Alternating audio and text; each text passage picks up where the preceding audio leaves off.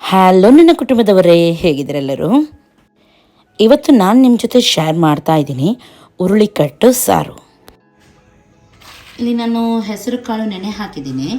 ಇದನ್ನು ಅಟ್ಲೀಸ್ಟ್ 1-2 ಗಂಟೆ ನೆನೆ ಹಾಕಿದರೆ ಸಾಕು. ನೆನೆ ಹಾಕಿದರೆ ಬೇಗನೆ ಇದು ಬೇಯುತ್ತೆ ಹಾಗೂ ಚೆನ್ನಾಗಿರುತ್ತೆ.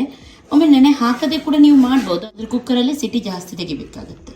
ಹಾಗಾಗಿ ಇದನ್ನು ನೆನೆ ಹಾಕಿದ್ದೀನಿ. 3/4 kg ಚೆನ್ನಾಗಿ ತೊಳೆದು ನೆನೆ ಹಾಕಿದ್ದೆ. ಇವಾಗ ಇದನ್ನು ಡೈರೆಕ್ಟಾಗಿ ಕುಕ್ಕರಿಗೆ ಹಾಕ್ತೀನಿ. ತೊಳೆದ ಮೇಲೆ ನೆನೆ ಹಾಕಿ ಹಾಗೂ ಅದರ ನೀರೊಂದಿಗೆ ನಾನು ಇದಕ್ಕೆ ಹಾಕಿದ್ದೀನಿ. ಇದನ್ನು ನೀರಲ್ಲಿ ಸ್ವಲ್ಪ ಜಾಸ್ತಿ ಹಾಕಿ ಇವಾಗ ಇದನ್ನು ಬೇಯಿಸಬೇಕು. ಬೇಯಿಸುವಾಗ ಇದಕ್ಕೆ ಉಪ್ಪು ಅದೇನು ಕೂಡ ಹಾಕೋದು ಬೇಡ, ಕೇವಲ ಇದನ್ನು ಬೇಯಿಸೋದು. ನೋಡಿ, ಸ್ವಲ್ಪ ತುಂಬ ನೀರನ್ನು ತುಂಬ ಹಾಕಲಿಲ್ಲ, ಸ್ವಲ್ಪ ಇದಕ್ಕಿಂತ ಮೇಲೆ ಸ್ವಲ್ಪ ಇಷ್ಟರಷ್ಟು ನೀರನ್ನು ಇಟ್ಟಿದ್ದೀನಿ ನಾನು. ಇವಾಗ ಇದನ್ನು ಸಿಟಿ ತೆಗಿಬೇಕು. ಫುಲ್ ಇದು ಸಾಫ್ಟ್ ಆಗಬೇಕು. ಹಾಗಾಗಿ ಎಷ್ಟು ಸಿಟಿ ತೆಗಿತೀರಿ ಅಷ್ಟು ಬೆಸ್ಟೇ ಇದು. ನಾನೊಂದು 10-12 ಆದರೂ ಸಿಟಿ ಜಾಸ್ತಿನೇ ತೆಗಿತೀನಿ. ಯಾಕೆಂದರೆ ಇದರದ್ದೆಲ್ಲ ಸತ್ವ ಈ ನೀರಲ್ಲಿ ಬಿಡಬೇಕು, ಗೊತ್ತಾಯ್ತಲ್ಲ.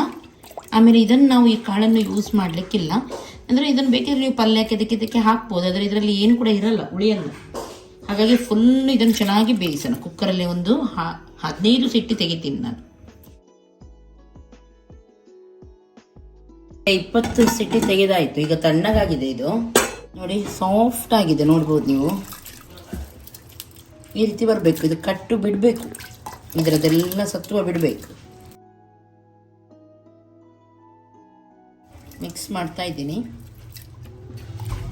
ಇವಾಗ ಈ ಕಟ್ಟನ್ನು ಸಪ್ರೇಟ್ ಆಗಿ ತೆಗಿಬೇಕು ನಾವು.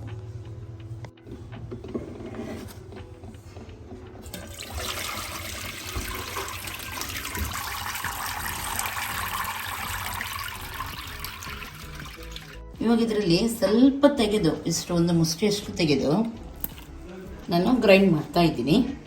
ಇದು ಯಾಕೆ ಗೊತ್ತುಂಟ? ನೋಡಿ, ಈ ಕಟ್ಟು ನಾವು ಚೆನ್ನಾಗಿ ಇವಾಗ ಕುದಿಸ್ಲಿಕ್ಕೆ ಉಂಟು. ಕೆಲವರು ಇಷ್ಟಕ್ಕೆ ಒಗ್ಗರಣೆಲ್ಲ ಹಾಕಿ ಯೂಸ್ ಮಾಡ್ತಾರೆ, ಅದರದ್ದು ಟೇಸ್ಟ್ ಇರಲ್ಲ. ಇದನ್ನು ಫುಲ್ ದಪ್ಪ ಮಾಡಿದರೆ ಮಾತ್ರ ಟೇಸ್ಟ್ ಇರೋದು. ಹಾಗಾಗಿ ಇದನ್ನು ಕುದಿಸಿ ಸ್ವಲ್ಪ ದಪ್ಪ ಮಾಡಲಿಕ್ಕೆ ಉಂಟು. ಹೀಗೇನೆ ಕುದಿಸ್ತಾ ದಪ್ಪ ಮಾಡಲಿಕ್ಕೆ ಹೋದರೆ ತುಂಬ ಲೇಟ್ ಆಗುತ್ತೆ ಹಾಗೂ ಇದಾಗುತ್ತೆ. ಹಾಗಾಗಿ ಒಂದು ಮುಷ್ಟಿಯಷ್ಟು ಇದನ್ನು ತೆಗೆದು ಚೆನ್ನಾಗಿ ಇದನ್ನು ಗ್ರೈಂಡ್ ಮಾಡಿ ಇದಕ್ಕೆ ಸೇರಿಸಿದ್ರೆ ಬೇಗನೆ ಇದು ದಪ್ಪ ಆಗುತ್ತೆ. ಈಗ ನೋಡಿ, ಈ ರೀತಿ ನೈಸಾಗಿ ಗ್ರೈಂಡ್ ಮಾಡಿ ನಾವು ಇದಕ್ಕೆ ಸೇರಿಸೋಣ. ಓಕೆ, ಇವಾಗ ಇದನ್ನು ಚೆನ್ನಾಗಿ ಮಿಕ್ಸ್ ಮಾಡಿದ್ದೀನಿ. ನೀವು ಎನಿಸ್ಬೋದು ಸ್ವಲ್ಪ ಮಾತ್ರ ಯಾಕೆ ಗ್ರೈಂಡ್ ಮಾಡಿ ಹಾಕಿದ್ರಿ, ಇನ್ನು ಸ್ವಲ್ಪ ಹಾಕಿದರೆ ತುಂಬ ದಪ್ಪ ಆಗ್ತಿತ್ತಂತ, ತುಂಬ ದಪ್ಪ ಆಗುತ್ತಲ್ವಾ ಅಂತ ಹೇಳಿ. ಆದರೆ ಅದು ಟೇಸ್ಟ್ ಅಷ್ಟು ಚೆನ್ನಾಗಿ ಬರಲ್ಲ. ಹಾಗಾಗಿ ಸ್ವಲ್ಪನೇ ಹಾಕಿ ನೀವು. ಇನ್ನು ಇದು ತಿಕ್ಕಾಗಲಿಕ್ಕೆ ನಾವು ಕುದಿಸ್ಲಿಕ್ಕೆ ಉಂಟು. ಕುದಿಸುವಾಗ ಇದಕ್ಕೆ ಹುಳಿ, ಹಸಿಮೆಣಸಿನಕಾಯಿ ಹಾಗೂ ನೀರುಳ್ಳಿ ಹಾಕ್ಲಿಕ್ಕೆ ಉಂಟು. ಹೀಗೇನೆ ನಾನು ಹಾಕ್ತೀನಿ. ಇವಾಗ ಉಪ್ಪು ಸ್ವಲ್ಪ ಹಾಕೋಣ, ಯಾಕಂದರೆ ಕುದಿಸಿ ದಪ್ಪ ಆದಮೇಲೆ ನೋಡಿಕೊಂಡು ಹಾಕಿದರೆ ಆಯಿತು.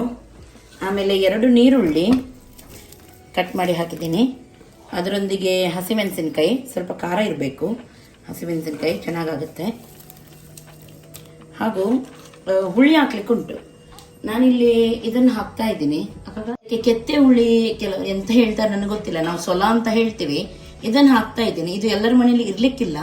ಇಲ್ಲದಿದ್ರೆ ನೀವು ಹುಳಿ ಉಂಟಲ್ಲ, ಅದನ್ನು ಹುಳಿ ಸ್ವಲ್ಪ ನೀರು ಮಾಡಿ, ಒಂದು ಲಿಂಬೆ ಗಾತ್ರದಷ್ಟು ಹುಳಿಯನ್ನು ನೀರು ಮಾಡಿ ಇದಕ್ಕೆ ಸೇರಿಸಿ. ಆಮೇಲೆ ಬೇಕಿದ್ರೆ ನೋಡ್ಕೊಂಡು ನೀವು ಹಾಕ್ಬೋದು.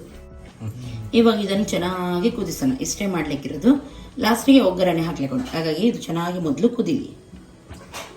ಓಕೆ, ಚೆನ್ನಾಗಿದೆ, ದಪ್ಪ ಆಗಿದೆ, ನೋಡ್ಬೋದು. ಇವಾಗ ಈ ರೀತಿ ಆಗಬೇಕು. ನೋಡಿ ಎಷ್ಟು ತಿಕ್ಕಾಗಿದೆ ಇದು.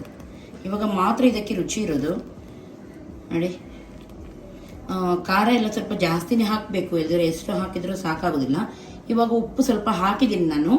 ಉಪ್ಪು, ಹುಳಿ, ಖಾರ ಎಲ್ಲ ಕರೆಕ್ಟ್ ಆಗಿದೆಯಾ ನೋಡಿ ಗ್ಯಾಸನ್ನು ಇವಾಗ ಆಫ್ ಮಾಡಿ ಆಮೇಲೆ ಇದಕ್ಕೆ ಒಗ್ಗರಣೆ ಹಾಕೋಣ. ಇದಕ್ಕೆ ಎಣ್ಣೆ ಸ್ವಲ್ಪ ಜಾಸ್ತಿ, ಎಣ್ಣೆ ಹಾಗೂ ಬೆಳ್ಳುಳ್ಳಿ ಜಾಸ್ತಿ ಒಗ್ಗರಣೆಗೆ. ಎಣ್ಣೆ ತೆಂಗಿನೆಣ್ಣೆ ಹಾಕಿದ್ರೇ ಬೆಸ್ಟ್. ಇದಕ್ಕೆ ಸಾಸಿವೆ ಹಾಕೋಣ, ಒಣಮೆಣಸು,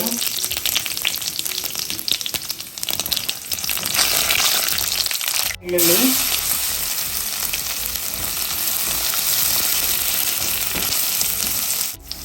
ಕೆಂಪಾಗಿದೆ ಇವಾಗ ಬೆಳ್ಳುಳ್ಳಿ.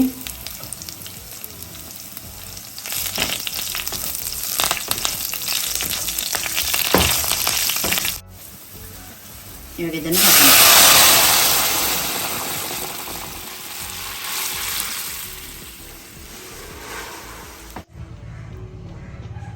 ನೋಡೋಕ್ಕೆ ಒಗ್ಗರಣೆಲ್ಲ ಕೊಟ್ಟಾಯ್ತು ನೋಡಿ.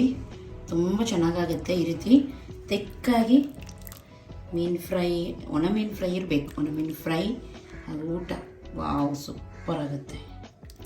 ನೀವು ಕೂಡ ಟ್ರೈ ಮಾಡಿದನ್ನು. ಇವತ್ತಿನ ಈ ರೆಸಿಪಿ ನಿಮಗೆ ಇಷ್ಟ ಆಗಿರ್ಬೋದು ಅಂತ ಎನಿಸ್ತೀನಿ.